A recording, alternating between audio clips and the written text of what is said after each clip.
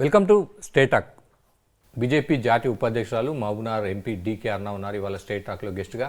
తెలంగాణలో బీజేపీ పరిస్థితి దేశవ్యాప్తంగా నరేంద్ర మోడీ నాయకత్వంలో వచ్చే ఆ 4.5 ఏళ్లలో ఎటువంటి కార్యక్రమాలు చేపడతాం మనతో మాట్లాడేందుకు డీకే అరుణ గారు వారితో మాట్లాడడం. నమస్తే madam, welcome to state talk. నమస్తే మేడం. ఎట్లా ఉంది మేడం? ముందు మంత్రిగా ఉన్నారు, ఎమ్మెల్యే ఉన్నారు, తర్వాత ఇప్పుడు ఎంపీగా ఎక్స్పీరియన్స్ ఎట్లా ఉంది? కొత్తగా ఉంది, అసెంబ్లీ నుంచి పార్లమెంట్కి వెళ్ళారు, ఎట్లా ఉంది? పార్లమెంట్ అసెంబ్లీ అంటే అసెంబ్లీ లోకల్ మన రాష్ట్రానికి సంబంధించి నియోజకవర్గాలకు సంబంధించి ఇక్కడ తెలంగాణ మన స్టేట్ సంబంధించి లేదా యునైటెడ్ ఆంధ్రప్రదేశ్లో ఆంధ్రప్రదేశ్ సంబంధించి సభ్యులతో ఎంపీ అనగానే ఇది జాతీయంగా మొత్తం అన్ని రాష్ట్రాల ఎంపీలు అందరూ సభలో ఉంటారు కాబట్టి అందరినీ కూడా కలుసుకునే మనం జాతీయ స్థాయిలో కూడా మనం విషయాలను ప్రస్తావించేటటువంటి అవకాశం కలుగుతుంది. గతంలో కాంగ్రెస్లో ఉన్నారు, తర్వాత ఒకసారిగా బీజేపీకి మారి దాదాపు 2019 ఎన్నికల ముందు మారారు. అడ్జస్ట్ అయిపోయారా? ఒకసారిగా కాంగ్రెస్ అంటే కొద్దిగా సెక్యులరిజం అది ఉంటుంది, బీజేపీ అంటే రకరకాల విశ్లేషణ ఉంటాయి, హిందుత్వవాదం, జాతీయవాదం, వీటన్నిటి మధ్యలో ఈ 5 ఏళ్ల కాలంలో సెటిల్ అయిపోయారా? అంటే అడ్జస్ట్ అయ్యారా పొలిటికల్గా? ఏం ఇబ్బంది లేదు. ఇక్కడ జాతీయవాదంతోనే అది నేషనల్ పార్టీనే, బీజేపీ కూడా నేషనల్ పార్టీనే. నేషన్ కోసము నేషన్ యొక్క దృక్పథంతోనే పనిచేసేటటువంటి జాతీయ పార్టీలు కాబట్టి నాకు దాని విధమైనటువంటి ఎలాంటి ఇబ్బంది కలగలేదు. హిందుత్వ అంశానికి సంబంధించి కూడా చాలా విమర్శలు బీజేపీ పైన వస్తుంది, దీనిపైన మీరేమంటారంటే? అంటే బీజేపీ అంటే ఇక్కడ హిందుత్వ అనేది ఒక నినాదం కాదు, మన ధర్మాన్ని మనం కాపాడుకోవడము, మన ధర్మాన్ని, మన చరిత్రని, మన గతాన్ని మనం ఎప్పుడు దీన్ని కొనసాగిస్తూ ముందుకెళ్ళాలా. మన సంస్కృతి సాంప్రదాయాలు, మన హిందుత్వాన్ని, సంస్కృతిని ఎక్కడ కూడా వినాడకూడదు అనేటటువంటి లక్ష్యం. కానీ ఇంకొకరిని తక్కువ చేయడమో, ఇంకొక మతాన్ని డౌన్ చేయడం అనేటటువంటిది ఎప్పుడూ లేదు. ఇది ఒక ప్రచారం మాత్రమే. అంటే ప్రధానంగా బీజేపీ ఎప్పుడు కూడా అంటే అక్కడ రాష్ట్రాలు ఉన్న జాతీయ స్థాయిలో కూడా ఆలయాలు వీటి గురించి ఎక్కువ ప్రస్తావిస్తుంది. ఆలయ నిర్మాణాలు, దేవుడు కానీ ప్రజల జీవన ప్రమాణాలు మెరుగుపరచడం పైన ప్రధానంగా దృష్టి పెడితే బాగుంటుంది. కొత్తగా గుడుల కంటే బడులు నిర్మాణం పైన దృష్టి పెడితే బాగుంటుంది అన్న విమర్శ కూడా ఎప్పుడు బీజేపీ పైన ఉంటుంది. దానిపైన మీరేమంటారు? ఇది కేవలము ఒక అపోజిషన్ పార్టీస్ చేస్తున్నటువంటి ఒక విమర్శ మాత్రమే. నరేంద్ర మోదీ గారు ప్రధానమంత్రి అయినప్పటి నుంచి మనం చూస్తున్నాము, గ్రామీణ ప్రాంతాల నుంచే వారు అభివృద్ధిని సాధిస్తేనే దేశ అభివృద్ధి సాధ్యమని నమ్మినటువంటి వ్యక్తులు ఆ లక్ష్యంతోనే వారు పనిచేస్తూ ఉన్నారు.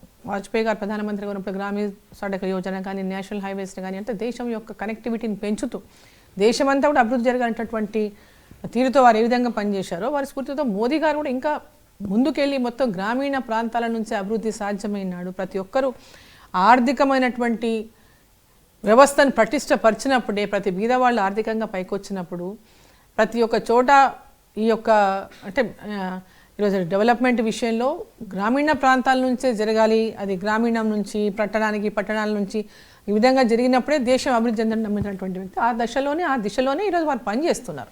మోదీ గారి నాయకత్వాన్ని కోరుకుంటున్నారు. సో దాన్ని ఏ విధమైనటువంటి అంటే విమర్శ ద్వారా వీక్ చేయగలుగుతున్నటువంటి ప్రయత్నాలు చేయడానికి అనేక ప్రయత్నాలు చేశారు. అయినప్పటికీ కూడా 3వసారి ప్రధానమంత్రిగా నరేంద్ర మోదీ గారిని దేశ ప్రజలు ఎన్నుకుందానంటే దేశ ప్రజలకు ఉన్నటువంటి విశ్వాసము, నమ్మకం మోదీ గారు ఈ దేశాన్ని మోదీ గారి యొక్క చేతుల మీద కానీ దేశం ఆర్థికంగా కానీ అభివృద్ధిని ముందు పోతుందనేటువంటి విశ్వాసం ప్రజల్లో ఉంది కాబట్టి ఎన్నుకున్నారు. మహబూబ్నగర్ ఎంపీ అంటే ఎన్నికల ప్రచారంలో హామీలు ఇచ్చింటారు, ఎన్నికయ్యారు, ఇప్పుడు పార్లమెంట్కి వెళ్తున్నారు, ఢిల్లీకి వెళ్తున్నారు. ఆ హామీల అమలు కోసం ఎటువంటి ప్రయత్నాలు మొదలుపెట్టారు? ఆ ప్రాంతానికి మీరు ఇచ్చిన ఎన్నికల సమయంలో ఇచ్చే హామీలు, ప్రధానమైన హామీలకు సంబంధించి వాటి స్టేటస్ ఏంటి? అంటే ముఖ్యంగా ఏంటంటే ఎడ్యుకేషన్ పరంగా, విద్యాపరంగా, అదేవిధంగా వైద్యపరంగా, అదేవిధంగా అంటే గ్రామాల లోపల ఇన్ఫ్రాస్ట్రక్చర్ పరంగా ఇవన్నీ అభివృద్ధి జరగాలనేటటువంటి విద్య, వైద్యము, ఇన్ఫ్రాస్ట్రక్చర్ ఈ 3 కూడా చాలా ముఖ్యమైనవి. గ్రామీణ ప్రాంతాల్లో చిన్న చిన్న పరిశ్రమల ప్రోత్సాహానికి, అదేవిధంగా సొంత ఉపాధి పథకాల ద్వారా ఎంతోమందికి అన్ఎంప్లాయిడ్ యూత్కు ఉపాధి కల్పించడానికి అనేక కార్యక్రమాలు కేంద్ర ప్రభుత్వం తీసుకొచ్చింది. వాటిని ఇంప్లిమెంట్ చేయించేటటువంటి దిశగా, ప్రజల్లోకి దాటిని అవగాహన కలిగించే దిశగా ఈరోజు పనిచేయడం జరుగుతుంది. ఆల్రెడీ కేంద్ర ప్రభుత్వం ద్వారా ప్రతి హాస్పిటల్కి పెద్ద ఎత్తున నిధులు వస్తున్నాయి. అదేవిధంగా ఈరోజు విద్యాపరంగా కూడా పిఎం శ్రీ కింద అనేక స్కూళ్ళకి ఈరోజు డెవలప్మెంట్ కార్యక్రమాలు నిధులు వచ్చినాయి. పిఎం శ్రీ కింద చాలా పెద్ద ఎత్తున స్కూళ్ళకు నిధులు వస్తున్నాయి. ప్రతి ఎవ్రీ ఇయర్ కొన్ని స్కూల్స్ని తీసుకొని డెవలప్మెంట్ చేయాలని ఒక ప్రణాళికతో కేంద్ర ప్రభుత్వం, నరేంద్ర మోదీ గారి ప్రభుత్వం ఈరోజు చేస్తున్నటువంటి కార్యక్రమాల ద్వారా కూడా జిల్లాలో అనేక స్కూళ్ళలో అభివృద్ధి జరుగుతూ ఉంది. అదేవిధంగా నవోదయ స్కూల్ కూడా మనం శాంక్షన్ చేయిస్తామనుకుని నవోదయ స్కూల్ ఇయర్ శాంక్షన్ చేయించడం కూడా జరిగింది. సో ఇంకా భవిష్యత్తులో కూడా సైనిక్ స్కూల్ కానీ, ఇంకా అవసరం ఉన్న చోట నవోదయ స్కూల్స్ కానీ, ఇంకా అవసరమైన చోట సెంట్రల్ స్కూల్స్ కానీ వీటి కోసం కూడా ప్రయత్నం మళ్ళీ ఎవ్రీ ఇయర్ ఒక స్కూల్ కోసం ప్రయత్నం జరుగుతుంటుంది. మీరేమో కేంద్ర ప్రభుత్వం నుంచి అన్ని రకాల సహాయం అందుతుంది, అభివృద్ధికి సంబంధించి ముందుకెళ్తున్నారు. గతంలో బీఆర్ఎస్ 9.5 ఏళ్ళు కూడా కేంద్రం నుంచి కొత్తగా వచ్చింది లేదు, రాష్ట్రానికి రావాల్సిన హక్కుగా వచ్చింది. ఇప్పుడు మాత్రం ఎన్నికల సమయంలో కూడా కాంగ్రెస్ నేతలు ప్రచారం చేశారు, కేంద్రం నుంచి మాకు వచ్చింది గాడిద గుడ్డ, అది అదే అని మాత్రం చెప్పారు. మీరేమో ఇంత పెద్ద జాబితా చెప్తారు, దానిపైన మీరేమంటారు? ఎవరు ప్రభుత్వంలో ఉన్నా, ఎవరు అధికారంలో ఉన్నా, ఇక్కడ మొన్నటిదాకా టీఆర్ఎస్ ఉన్నా, ఈరోజు కాంగ్రెస్ ఉన్నా, కాంగ్రెస్ వాళ్ళ సోనియా గాంధీ ఇంటికి వెళ్ళి తెచ్చిచ్చేది ఏం లేదు, రాజీవ్ గాంధీ లేకుంటే రేవంత్ రెడ్డి ఇంటికి వెళ్ళి తెచ్చిచ్చేది ఏం లేదు, కేసీఆర్ ఉన్నప్పుడు కూడా కేసీఆర్ ఇంటికి వెళ్ళి తెచ్చిచ్చేది ఎవరమైనా ప్రజల సొమ్మే. ఆ సొమ్ముని ఏ విధంగా ఉపయోగిస్తామనేదే ముఖ్యం. ఇక్కడ ప్రభుత్వంలో ఉన్నటువంటి వాళ్ళు ఇళ్లకి వెళ్ళి తీసి ఇచ్చే వాళ్ళు ఎవరు లేరు ఇక్కడ. వాళ్ళైనా వీళ్ళైనా ఎందుకు ఎవరైనా ప్రజల సొమ్ముని, ప్రజల నుంచి వచ్చినటువంటి ట్యాక్సెస్ రూపేణ వచ్చినటువంటి సొమ్ముని స్టేట్కి ఇచ్చేది కూడా ప్రజలే. ఇక్కడ వీళ్ళు ఎక్కడికి వెళ్ళి తెస్తున్నారు? ప్రజల నుంచి కాకపోతే వీళ్ళ సొంత సొమ్ములు అవేమన్నా? ఆ సొమ్ములు ఏ విధంగా ఉపయోగిస్తాము, ఏ విధంగా సద్వినియోగం చేస్తామనేది అదే నాయకత్వం. ఆ నాయకత్వాన్ని ఈరోజు నరేంద్ర మోదీ దేశానికి అందిస్తున్నారు. ఇక్కడ ఉన్నటువంటి గతంలో ప్రజల సొమ్మునంతా వృధా చేసి మొత్తం దోపిడీ చేసి ఈరోజు అప్పులపాలు చేసిన రాష్ట్రాన్ని, ఇప్పుడు వచ్చిన ప్రభుత్వం ఈరోజు మళ్ళీ అదే రకమైనటువంటి అదే ప్రయత్నంలో అదే లైన్లో అంతకంటే ఇంకా ఎక్కువ లైన్లో ముందుకు పోతా ఉంది. సో వాళ్ళు చెయ్యలేక, వాళ్ళు ఇచ్చిన హామీలు నెరవేర్చలేక ఈరోజు కాంగ్రెస్ ప్రభుత్వం భారతీయ జనతా పార్టీ మీద అంటే బట్టగాలు చేసేటటువంటి ప్రయత్నం చేస్తుంది. కేంద్ర ప్రభుత్వం ప్రతి పథకంలో కేంద్ర ప్రభుత్వం యొక్క వాటా ఉంది. ఏదైనా పథకాలు ప్రజలకు ఇప్పుడు అర్థమైంది, పథకాలు ఏంటివి, ఎక్కడి నుంచి వస్తాయి, ఎవరు ఇస్తారు, ఎట్లా ఇస్తారు అనేది. రాష్ట్రాన్ని అప్పుల కుప్ప చేసిండు ఆయన, పథకాలు కొన్ని చేసిండు, రాష్ట్రం ఇవ్వలేకపోయిండు. ఇప్పుడు వచ్చినటువంటి ప్రభుత్వం వాళ్ళకంటే ఎక్కువ హామీలు ఇచ్చి అధికారంలోకి రావడమే లక్ష్యంగా, ఎట్లన్నా అధికారం రావాలి, కుర్చీ మాకు కావాలని అడ్డగోలుగా హామీలు ఇచ్చిండ్రు. ఈరోజేమో మేము మంచిగా బంగారు బిందెలు ఉండే అనుకున్నాం, ఇక్కడ బిందెలు లేవంటున్నాడు. అంటే అప్పులు అంటే చాలా మేము చూసిన దానికంటే ఊహించిన దానికంటే ఎక్కువ అప్పులు ఉన్నాయి, మేము దూరంకి వెళ్ళి చూసాం. ఇప్పుడు అధికారులకు దగ్గరికి వచ్చినాక చూస్తే చాలా ఇబ్బందికర పరిస్థితి, అందుకోసం మేము హామీలు అమలు చేయలేకపోతున్నాం, కొన్ని ఇప్పటికే చేస్తున్నామని చెప్తున్నారు. బస్సు ప్రయాణం కానీ రుణమాఫీ కానీ ఇవన్నీ చెప్తున్నారు. గతంలో ఉన్నటువంటి వాళ్ళు ఒక ఖజానా పరిస్థితి, రాష్ట్ర ప్రభుత్వం పరిస్థితి అందరికీ తెలిసిందేడా. భారతీయ జనతా పార్టీ చాలా స్పష్టంగా చెప్పింది అన్నాడు ఎన్నికల ప్రచారంలో కూడా, వీళ్ళు ఇస్తున్నటువంటి హామీలను అమలు చేయలేరు, ఈ రాష్ట్ర ప్రభుత్వం పరిస్థితి బాగలేదు, కేంద్ర ప్రభుత్వం ఈ రాష్ట్రానికి ఆదుకుని ఈ రాష్ట్రాన్ని ముందుకు తీసుకెళ్తేనే ఇక్కడ అన్ని పథకాలు కూడా. ఇప్పుడు మేము కూడా హామీలు ఇచ్చినాము, ఫ్రీ పథకాలు దాంట్లో ఏమి లేవు. మోదీ గారు ఒకటే చెప్పి మనం చేయగలిగినవి చెప్పండి, ప్రజల్ని మోసం చేయొద్దన్నారు. చేయగలిగినవి ఆ రోజు మా యొక్క మేనిఫెస్టోలో పెట్టినాం. వీళ్ళలాగా అబద్ధాలు చెప్పలేదు. ఉచితాలు ఉండొద్దు, ఉచితాలు ఉండొద్దు అనేది కాదు. ఉచితాలు అనేటివి ఎవరికి అర్హత ఉందో వాళ్ళకి తప్పకుండా ఇవ్వాల్సిందే. ప్రతి ప్రభుత్వం సంక్షేమ పథకాలు చేయాల్సిందే. అర్హులైనటువంటి పేదవాళ్ల కోసం ప్రభుత్వాలు పనిచేయాల్సిందే. కానీ సంక్షేమం పేరు మీద ప్రజలకు అబద్ధాలు చెప్పి మోసం చేసి చీట్ చేయడం సరికాదు. ఓట్ల కోసమే అబద్ధాలు చెప్పడం సరికాదు. 2000 అసెంబ్లీ ఎన్నికలు, 23 అసెంబ్లీ ఎన్నికలు దాదాపు బీజేపీ అధికారంలోకి వస్తున్నంత చర్చ జరిగింది, కానీ ఫలితాలు చూసి అందుకు ప్రతికూలంగా వచ్చాయి. మళ్ళీ లోక్సభ ఎన్నికలకు వచ్చే వరకు దాదాపు కాంగ్రెస్తో ధీటుగా సీట్లు సాధించబడుతుంది. అంటే రాష్ట్ర నాయకత్వం లోపం ఉందా మేడం? అంటే అట్లా చూస్తారా? అంటే అక్కడ కొన్ని అప్పుడు కొంత విష ప్రచారం జరిగింది. ఎందుకంటే బీజేపీ బీఆర్ఎస్ ఒకటి అని ఒక దుష్ప్రచారము విష ప్రచారం చేసినారు. అంటే వాళ్ళు చెప్పిన దాన్ని ప్రజలు నమ్మటం అదొకటి, కేసీఆర్ మీద తీవ్రమైన వ్యతిరేకత ఒకటి. అప్పుడు వీళ్ళు ఇచ్చినటువంటి 6 గ్యారెంటీలు దాని మీద బాగా పనిచేసినాయి. కేసీఆర్ పైన ఉన్నటువంటి వ్యతిరేకత వీళ్లకు కలిసి వచ్చింది ఆ అంశంలో, అంతే తప్ప వాళ్ళ మీద ప్రేమతో వేసిన మాత్రం భావించడం లేదు. ఇక్కడ తెలంగాణ బీజేపీకి సంబంధించిన వాళ్ళు ముఖ్యమంత్రిగా ఉండాలని ప్రజలు అనుకోలేదా? తెలంగాణ ప్రజలు అసెంబ్లీ ఎన్నికల సమయంలో ఊహించలేకపోయారా? ఒక రేవంత్ రెడ్డి ఇంకా అసెంబ్లీ ఎన్నికల సందర్భంగా ఊహించలేకపోవడం అనేది కాదు, భారతీయ జనతా పార్టీ చాలా బలంగా ప్రజల్లోకి వెళ్ళింది. భారతీయ జనతా పార్టీ అనేకమైనటువంటి ఉద్యమాలు కూడా భారతీయ జనతా పార్టీ చేసింది. కాంగ్రెస్ పార్టీ ఏ ఉద్యమాలు చేయలేదు పెద్దగా. అసలు ప్రభుత్వాన్ని ఎండగట్టిందే భారతీయ జనతా పార్టీ. బండి సంజయ్ గారి యొక్క నాయకత్వం కానీ, కిషన్ రెడ్డి గారి నాయకత్వంలో కానీ, అంతకుముందు లక్ష్మణ్ గారు ఫస్ట్లో ఉన్న ఆ నాయకత్వంలో కానీ లబ్ధి జరిగింది దురదృష్టవశాత్తు కాంగ్రెస్ పార్టీ లబ్ధి జరిగింది. ఎన్నికల ముందు మీరు అన్నట్టుగా బండి సంజయ్ని తప్పించడం బీజేపీ అగ్రనాయకత్వం చేసిన వ్యూహాత్మక తప్పిదం అనుకోవచ్చా? జాతీయ స్థాయిలో పార్టీ తీసుకున్నటువంటి నిర్ణయాలు అనేకమైనటువంటి కోణాలలో ఆలోచించి నిర్ణయాలు తీసుకుంటుంది, కానీ పార్టీ తీసుకున్న నిర్ణయం తప్పనడం సరికాదు. పార్టీ అంటే ఇన్ జనరల్గా బీజేపీకి ఎంతో కొంత ఓటు బ్యాంక్ ఉంది, కానీ రాష్ట్రంలో బలమైన నాయకులు లేరు, ఒక ఫేస్ లేదు. దానివల్లే బీజేపీకి ప్రతి ఎన్నికలు కూడా ప్రతికూలంగా ఉంటాయంటారు. దాంట్లో వాస్తవం లేదు. వీడు కూడా బలమైన నాయకత్వం ఉంది కాబట్టి 8 మంది పార్లమెంట్కి గెలిచింది ఇక్కడ. అంటే రాష్ట్ర అధ్యక్షుడు ప్రస్తుతం బీసీ ఓసీ కిషన్ రెడ్డి ఉన్నారు, అదేవిధంగా ఎల్పీ నేతగా మహేశ్వర్ రెడ్డి ఉన్నారు. ఒక సామాజిక వర్గానికి ప్రాధాన్యత ఇవ్వడం వల్ల రానున్న రోజుల్లో పార్టీ పైన ప్రతికూల ప్రభావం చూపదంటారు. అంటే ఒక సామాజిక వర్గాన్ని చేరదీసినట్టుగా మెసేజ్ వెళ్ళదా? భారతీయ జనతా పార్టీ అన్ని వర్గాలను అందరినీ కలుపుకొని ఆ లక్ష్యంతోనే ముందుకు పోతుంది. అందరి యొక్క మేలు కోరి, అందరి యొక్క అన్ని రాజకీయాల్లో కూడా అన్ని వర్గాల వాళ్ళు ఉండాలి, అందరి సామాజిక వర్గాలు రాజకీయాల్లో ఉండాలి, అన్నీ ఒక బ్యాలెన్స్డ్గా పోయేటటువంటి పార్టీ. ఇక్కడ ప్రధానంగా కులాలకే అధిక ప్రాధాన్యత ఇవ్వకుండా నిజంగా ఇక్కడ సామర్థ్యాన్ని కూడా గుర్తించాల్సినటువంటి అవసరం ఉంటుంది. ఎన్నికలు మనం చూస్తాం, ఎన్నికల్లో అల్టిమేట్గా ఫైనల్గా ఏముంటుంది, అక్కడ గెలుపు ఎవరికి సాధ్యం. అక్కడ బీసీ ఉంటే బీసీ కావచ్చు, ఓసీ ఉంటే ఓసీ కావచ్చు, లేదా ఇంకొక ఎస్సీ ఉంటే ఎస్సీ కావచ్చు, ఎస్టీ ఉంటే ఎస్టీ కావచ్చు, ఎవరైతే అక్కడ గెలుపుకు అవకాశాలు ఎక్కువ దాని ప్రకారం పొలిటికల్ పార్టీస్ నిర్ణయాలు తీసుకుంటాయి. అంతే తప్ప ఈరోజు ఏ కులాన్ని ఎవరిని తక్కువ చేయాలనో ఎవరిని ఎక్కువ చేయాలంటటువంటి ఇది పార్టీలో ఉండదు. అంటే మాస్ లీడర్ను చూస్తారా, లేకపోతే సామాజిక వర్గాలను పరిగణలోకి తీసుకుంటారా? రాష్ట్ర నాయకులు అంటే వచ్చే 3 ఏళ్ళు పార్టీని నడిపించాల్సి ఉంటుంది, విపక్షంగా ప్రభుత్వం పైన పోరాటం చేయాల్సి ఉంటుంది, ఒక మాస్ ఫేస్ అవసరం అంటారా? మీ అభిప్రాయం ఏంటి? పార్టీ అధిష్టానం అంటే ఇప్పుడేం కొత్త పార్టీ కాదు, అనుభవం లేని పార్టీ కాదు భారతీయ జనతా పార్టీ. ఇన్ని రాష్ట్రాల్లో అధికారంలోకి వచ్చిందంటే సామాన్యంగా రాలేదు. సో ఇక్కడ కూడా ఎవరిని అంటే ఇప్పుడు అభిప్రాయ సేకరణలో కూడా అభిప్రాయ సేకరణ తీసుకుంటారు. దాంట్లో భాగంగా వాళ్ళకి వచ్చినటువంటి దీంట్లో ఫీడ్బ్యాక్లో ఇక్కడ తెలంగాణలో ఎవరిని పెడితే బాగుంటుందనేటటువంటి ఆలోచన ఖచ్చితంగా జాతీయ స్థాయిలో ఆలోచన చేస్తారు. ఆ రకమైన నిర్ణయమే తీసుకుంటారు. ఏ నిర్ణయం తీసుకున్నా ఈ తెలంగాణలో భారతీయ జనతా పార్టీ బలపడాలనే నిర్ణయం తీసుకుంటారు. మీరు అన్నట్టు ఉత్తరాదిలో బీజేపీ బలమైన శక్తికి ఎదుగుతుంది, కానీ దక్షిణాదికి వచ్చే వరకు ఒక అడుగు ముందుకి 2 అడుగులు 3 అడుగులు వెనక్కి వేస్తున్న పరిస్థితి. పార్టీలో దాదాపు 5 ఏళ్ళు కావాల్సింది వచ్చి ఎందుకు ఈ పరిస్థితి పార్టీకి ఉందనుకుంటుంది సౌత్లో ప్రధానంగా? అంటే సౌత్లో ఇంతవరకు ఇక్కడ మనం ఎప్పుడు అధికారంలో లేకపోవడం, భారతీయ జనతా పార్టీ ఇక్కడ ఎప్పుడు గతంలో అధికారంలో లేదు. గతంలో టీడీపీతో పొత్తులో ఉన్నప్పుడు టీడీపీ పొత్తులోనే ఇక్కడ ఎలక్షన్స్ జరగడం వల్ల పెద్ద ఎత్తున ఇండిపెండెంట్గా పార్టీ ఇక్కడ బలోపేతం కావడానికి గతంలో ఎప్పుడు ఇక్కడ ఎఫర్ట్స్ ఇంత పెద్ద ఎత్తున చేసినట్లేదు అప్పుడు. సో ఇప్పుడు పెద్ద ఎత్తున సౌత్లో కూడా భారతీయ జనతా పార్టీ చాలా పెద్ద ఎత్తున దృష్టి సారించి, అదేవిధంగా ప్రజల లోపల కూడా ఈరోజు పెద్ద ఎత్తున మోదీ గారు, కేంద్ర ప్రభుత్వము ఇవన్నీ కూడా అనేక రకాలుగా ఆలోచించేటటువంటి శక్తి కూడా సౌత్లో వచ్చింది. సో నార్త్లో ఏంటంటే ఫస్ట్ నుంచి భారతీయ జనతా పార్టీ స్ట్రాంగ్ ఉంది అక్కడ.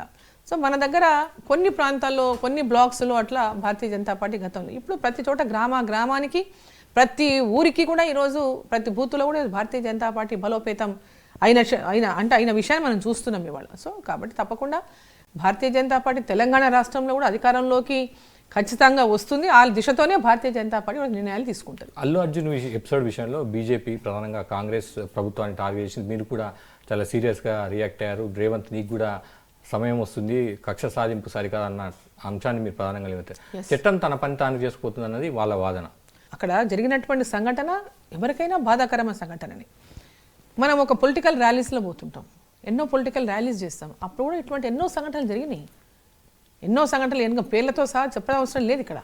మరి అప్పుడు ఎవరి మీద బాధ్యతలు వహించిండ్రు, ఎవరి మీద కేసులైనాయి, ఈ చిన్న విషయాన్ని అంత రాద్ధాంతం చేయకుండా ఆ కుటుంబాన్ని ఆదుకోవడానికి ప్రభుత్వం వైపు నుంచి ఒక డైరెక్షన్ ఇచ్చుంటే అయిపోయే విషయాన్ని, చిన్న విషయాన్ని ఇంత రభస చేయాల్సిన అవసరం లేదు. అంటే చిన్న విషయం అంటే చనిపోతే చిన్న విషయం, చనిపోవడం చిన్న విషయం కాదు, కుటుంబానికి నష్టం జరిగింది, చాలా పెద్ద నష్టం జరిగింది. కానీ బట్ దాన్ని ఏ విధంగా సాల్వ్ చేయాలో ఆలోచించాలి, కానీ దాని మీద వారి మీద దాన్ని ఒక పెద్ద ఇష్యూ చేసి రాష్ట్రంలో ఇంకేం ఇష్యూ లేవు ఇదే ఇష్యూ అన్నట్టుగా చేయడం అనేది కరెక్ట్ కాదు. ఆ రోజు అన్ని ప్రభుత్వ వైఫల్యాలు ఉన్నాయి, సినిమా రంగం వాళ్ళ వైఫల్యాలు ఉన్నాయి, థియేటర్ వాళ్ళ వైఫల్యం ఉంది. సో ఇది ఒక్కరి మీద బ్లేమ్ చేయడం అనేది కరెక్ట్ కాదు.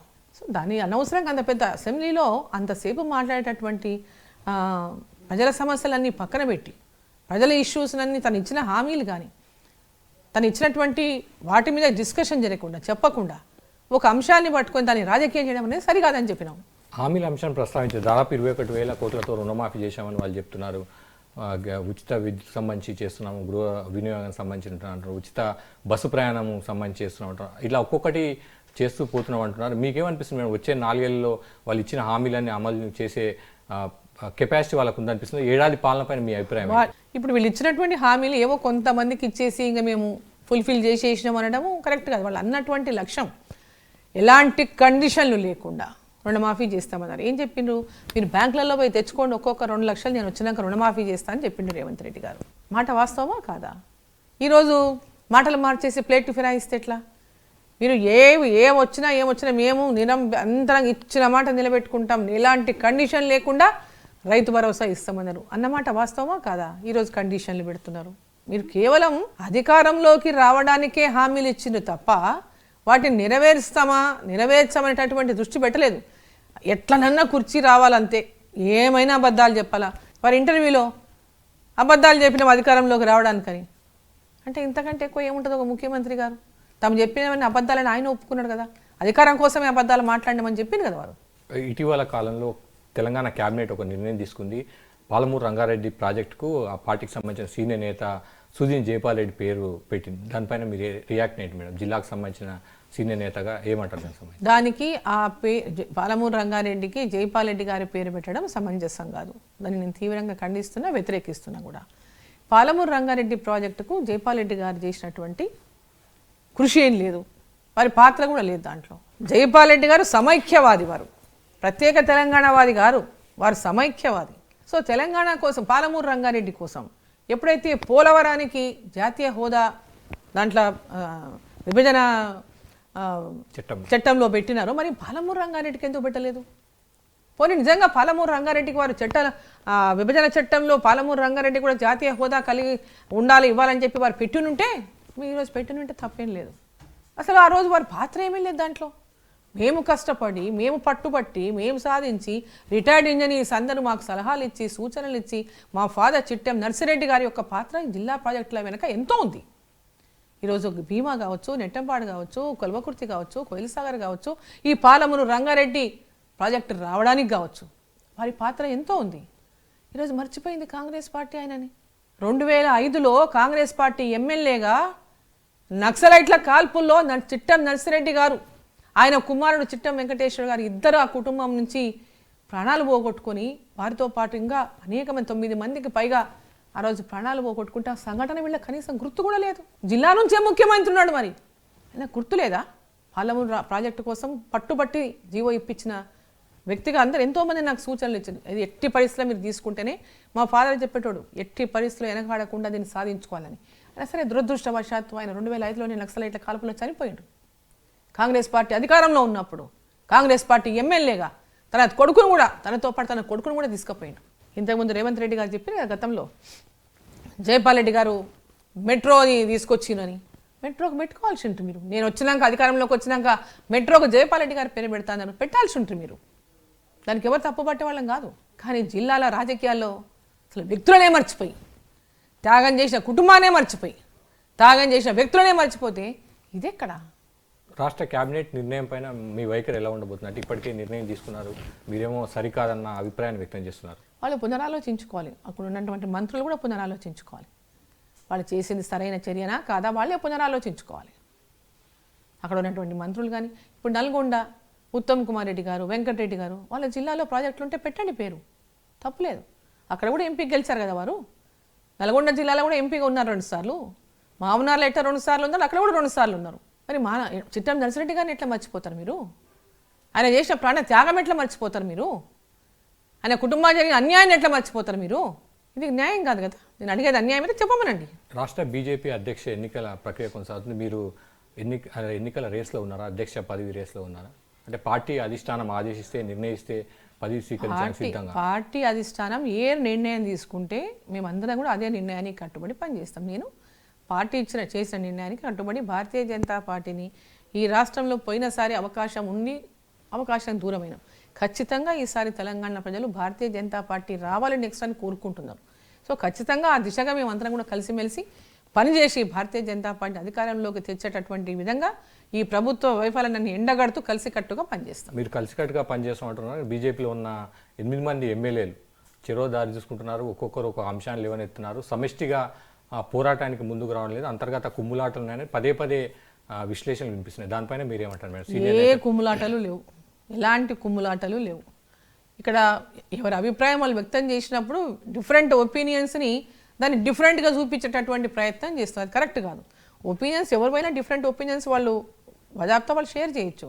కానీ అది డిఫరెంట్ ఒపీనియన్స్ ఉన్నంత మాత్రాన వాళ్ళందరూ ఒక్కొక్కరు ఒక్కొక్క దారిలో ఉండడం కరెక్ట్ కాదు. త్వరలో స్థానిక సంస్థల ఎన్నికలు రాబోతుంది. బీజేపీ ఎంతవరకు పట్టు నిలుపుకునే అవకాశం ఉందనుకుంటున్నారు? ఏడాది పాలన ముగిసింది కాంగ్రెస్ కూడా, మీరు వైఫల్యాలే అని చెప్తున్నారు. బీజేపీ ధీటుగా కాంగ్రెస్తో ధీటుగా ఉంటుందా? ఇప్పుడు జనరల్గా మనం చూస్తాం ఎలక్షన్స్ అనేవి గతంలో ఇప్పుడు ఎన్నో ఏళ్ళ సంవత్సరాలుగా చూస్తున్నాం. ఇప్పుడు నేను కొత్త కాదు లోకల్ బాడీస్ ఎలక్షన్స్. జనరల్గా రూలింగ్ పార్టీకి ఎవరు రూలింగ్లో ఉంటే ఆ పార్టీకి కింద అంటే మెజారిటీ వచ్చేటటువంటి వ్యవస్థ మనం చూస్తూనే ఉన్నాం. గత ఎన్నో సంవత్సరాలుగా చూస్తున్నాం, ఇప్పుడు కొత్త కాదు. అయినప్పటికీ కూడా భారతీయ జనతా పార్టీ ఈరోజు గ్రామాల లోపల పెద్ద ఎత్తున ప్రజల లోపల ఒక భావన ఉంది. లోకల్ బాడీస్లో కూడా గట్టిగా వాయిస్ వినిపించే వాళ్ళు ఉంటే మన సమస్యలు పరిష్కారం అయినటువంటి వాయిస్ కూడా వస్తుంది. కాబట్టి తప్పకుండా Bharatiya Janata party local body ఎలక్షన్స్లో ఫోకస్ చేస్తుంది. ఖచ్చితంగా విజయం కోసం ప్రజల లోపల ఉండి ప్రజల పక్షాన పోరాటం చేయడానికి లోకల్ బాడీస్ల పైన కూడా కాన్సన్ట్రేట్ చేస్తుంది. రాష్ట్ర నాయకత్వము, కొత్తగా రాష్ట్ర అధ్యక్షుడు కానివ్వండి, పార్టీ నాయకులు ఏం చెప్తారంటే కింద నుంచి చూస్తున్న పార్టీ క్యాడర్కి ఏం చెప్తారు, మా నాయకులు రానున్న రోజుల్లో ఏం చేయబోతున్నారు, ఎటువంటి దిశానిర్దేశం చేయబోతున్నారు అన్న అంశానికి సంబంధించి మీరు పార్టీ క్యాడర్కి ఎటువంటి మెసేజ్ చెప్తారు? ఎక్కడ ఉన్నా పార్టీ క్యాడర్కు భారతీయ జనతా పార్టీ అండగా ఉంటుంది. ఫస్ట్ రూలింగ్ పార్టీలో ఉన్న వాళ్ళ నుంచి వాళ్ళకు వస్తున్నటువంటి అనేక సమస్యల పైన కానీ, వాళ్ళు ఎదుర్కొంటున్నటువంటి గ్రామాల్లో ఇబ్బందులు కానీ, వాళ్ళ వేధింపులు కానీ ఖచ్చితంగా వాళ్ళకు అండగా ఉంటాం. భారతీయ జనతా పార్టీ అక్కడ ఎంపీలే కాకుండా రాష్ట్ర వ్యాప్తంగా కూడా పార్టీ వాళ్ళకు అండగా ఉంటుంది. ఫస్ట్ థింగ్ ఆ లోకల్ బాడీస్లో ఎవరు కూడా వెనక తగ్గకుండా గట్టిగా ఉండి అంటే గెలవాలనేటటువంటి. అదేవిధంగా ఇప్పుడు లోకల్ బాడీస్ ఎలక్షన్లు వచ్చినాయనే వీళ్ళు ముఖ్యమంత్రి గారు ఈ రైతు బంధు 12,000 అని, రైతు కూలీలకు 12,000 అని, ఇదంతా కేవలం లోకల్ బాడీ ఎలక్షన్ల కోసం చేసిన ప్రకటననే.